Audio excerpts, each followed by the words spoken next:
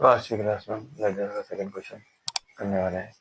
Last class में हम first question पढ़ के लेडर का कि हम एक सप्लायर का अकाउंट पे कर रहे हैं और इसमें हमारी क्रेडिट की इंटरेस्ट को रिकॉर्ड करके, उधारी की इंटरेस्ट को रिकॉर्ड करके, कैश की इंटरेस्ट को रिकॉर्ड नहीं करके। चलिए, prepare Rahim account from the following transaction January 1 2019। यहाँ पे ईयर और ईयर सेम लिखा, मंथ सेम है, डेट जो है डिफरेंट रहती खाली। यहाँ पे date particular JF amount, date particular JF amount. Date मतलब कौन सी डेट है, कौन सा ईयर है वो लिख दे रहे। पर्टिकुलर मतलब कौन से इंट्री की जा रहा है वो लिखते। पर्टिकुलर में जेएफ मतलब जनरल फॉलियो। सीक्वेंस नंबर इसमें नहीं आता तो नील रहता। अमाउंट कितना है, ये डेबिट का हो गया, क्रेडिट का हो गया। हमेशा लिखना है सबका डेबिट क्रेडिट बोलकर। बैलेंस ड्यू फ्रॉम रहीम मतलब बैलेंस आना है रहीम के पास से। आपको बैलेंस आना है मेरे रहीम के पास से, रहीम के पास से। तो फर्स्ट लिख देंगे तो to balance brought down. Brought down मतलब क्या है साहब? Brought down short form, broader मतलब ओपनिंग बैलेंस को बोलते हैं। 3000 मतलब मैं यहाँ क्यों लिखा था डेबिट साइड, क्यों लिखे इसको डेबिट साइड इसलिए लिखे कि बता रहे जो भी रिमेनिंग बैलेंस है ओपनिंग बैलेंस वो आना बाकी है, तो डेबिट में नहीं दे रहा, वो बैलेंस रहता। अगर उन्हें बैलेंस ड्यू टू रहीम बता रहा हूँ, by balance carry down brought down लिखते थे। अन्य बात, गुड्स परचेज फ्रॉम रहीम, रहीम के पास से गुड्स खरीदे, रहीम मिले तो गिवर हो गया Rahim. By purchase account the goods 32,000। Cash pay to Rahim, Rahim हो गया रिसीवर हो गया, रहीम को पैसे पे कर देगा तो रहीम क्या है, रिसीवर हो गया। तो to cash account 5,000। Goods return by Rahim, यहाँ पर क्या हुआ, रहीम गुड्स अपने को रिटर्न कर दिया, तो रिटर्न कर दिया मतलब सेल्स रिटर्न हुआ था, तो रहीम गिवर हो गया। By sales return account,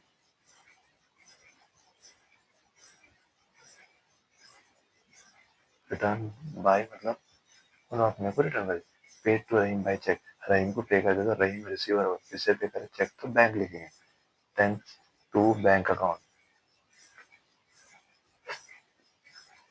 6,900। Goods sold to Rahim for cash लिखना है। यहाँ पर आप गुड्स भेज रहीम को फॉर कैश नहीं लिखते, इग्नोर कर देते। फॉर कैश मतलब नहीं लिखते। यहाँ पर आप आपके सप्लायर का नाम लिखना, सप्लायर का अकाउंट प्रिपेयर करे उसका नाम लिखते।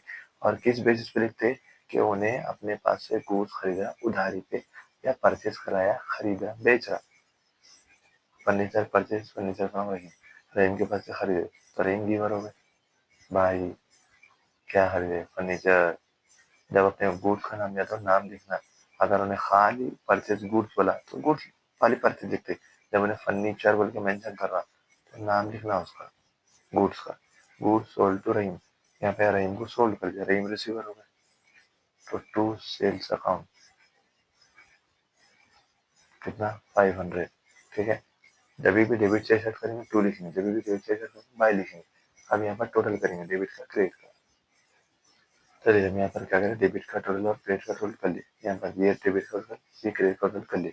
कौन सा अमाउंट भर के आ रहा, क्रेडिट वाला। तो मैं क्या बोला, जो भी पहले बड़ा अमाउंट आ रहा 48,000, बहुत तरफ लिखेंगे, बहुत साइड लिख देंगे 48,500।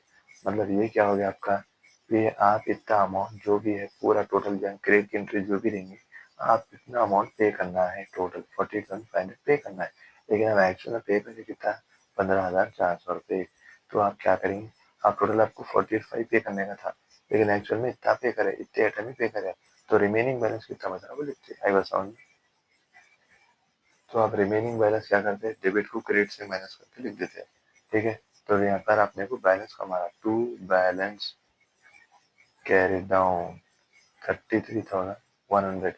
ये अमाउंट कैसा है सर, ये अमाउंट को अगर डेबिट को क्रेडिट से माइनस करें तो लास्ट डेट क्या रहती जन की, 31 रहती।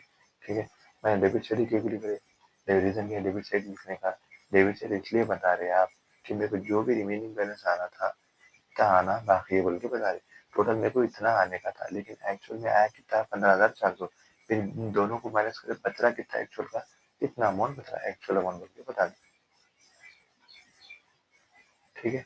अब फिर आप ये क्या करते हैं, यही अमाउंट क्या करते हैं, नेक्स्ट मंथ को क्या करते हैं, ट्रांसफर कर देते। नेक्स्ट मंथ को क्या होगा, Feb first by balance, sorry यहाँ ब्रॉट डाउन आता, okay, sorry carry down by balance brought down आता है, ओपनिंग बैलेंस हुआ था, ये क्लोजिंग बैलेंस जाएगा यहाँ पर क्या था, ओपनिंग बैलेंस हुआ था। आई बात समझ में? ठीक है। आप यहाँ पर क्या करें, इतना अमाउंट पे करना था, इतना अमाउंट पे करे, फिर बाकी का रिमेनिंग जो भी बैलेंस है वो बताते हैं आप कितना अमाउंट अभी आना बाकी है, फिर ये क्लोजिंग बैलेंस को क्या करते हैं नेक्स्ट मंथ ट्रांसफर कर देते हैं। ठीक है।